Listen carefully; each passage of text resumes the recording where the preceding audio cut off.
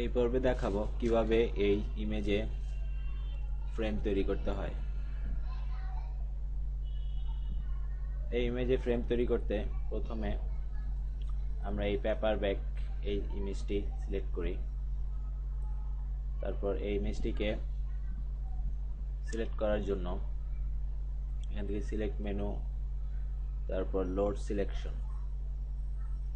এখানে বেশ কিছু অপশন দেখতে পাচ্ছেন।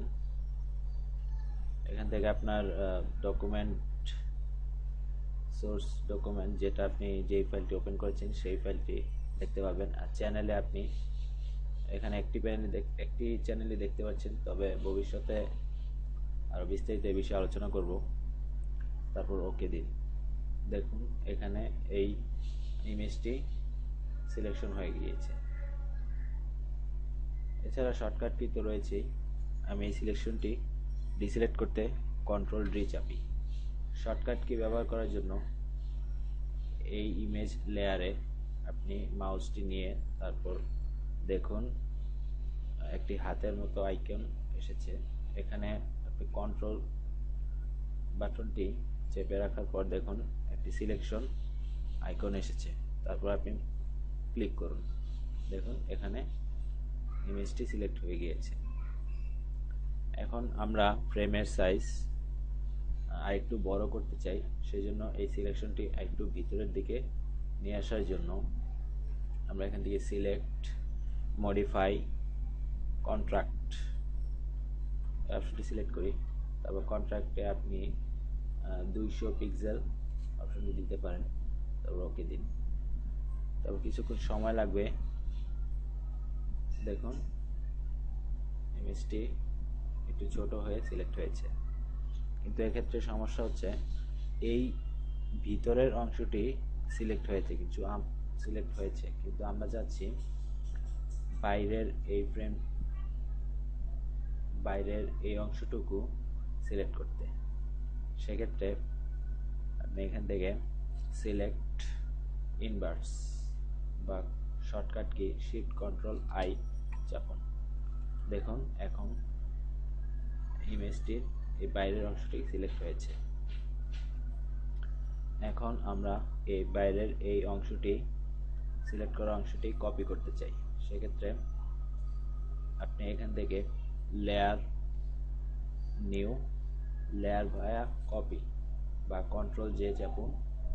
দেখুন এখানে এই নতুন একটি লেয়ার তৈরি হয়েছে সিলেকশন অনুযায়ী, কিন্তু এখানে এই ইমেজটি দেখা যাচ্ছে না। আমরা এই ইমেজটি ড্র্যাগ করে একেবারে উপরের সারিতে নিয়ে আসি। এখন আমরা এই ফ্রেমে কিছু ইফেক্ট দিয়ে এখানে শো করাবো। এমটি সিলেক্ট করার পরে এফএক্স নামে একটি অপশন রয়েছে। এখানে ক্লিক করার পর দেখুন বেশ কয়েকটি অপশন এসেছে। ড্রপ শ্যাডো এই অপশনটি সিলেক্ট করুন। দেখুন এখানে একটি ফ্রেমের আঙ্গিক দেখা যাচ্ছে। এখানে অপাসিটি থেকে 100%, ডিস্টেন্স 25 এবং সাইজ দিন 35। এছাড়া আপনি কিবোর্ড দিয়েও আপনি এই সংখ্যা বাড়াতে কমাতে পারেন। অ্যারো চিহ্ন দিয়ে একটি একটি করে কমাতে পারেন বা বাড়াতে পারেন। আর আপনি যদি শিফট অ্যারো চাপেন তাহলে অনেক দ্রুত বাড়বে কমবে। আরেকটি ইফেক্ট যোগ করতে হবে, বেভেল অ্যান্ড এমবস। এখানে এই অপশনটি সিলেক্ট করার পরে আপনি সাইজ দিন 10, তারপর হাইলাইট মোডে অপাসিটি দিন 100%।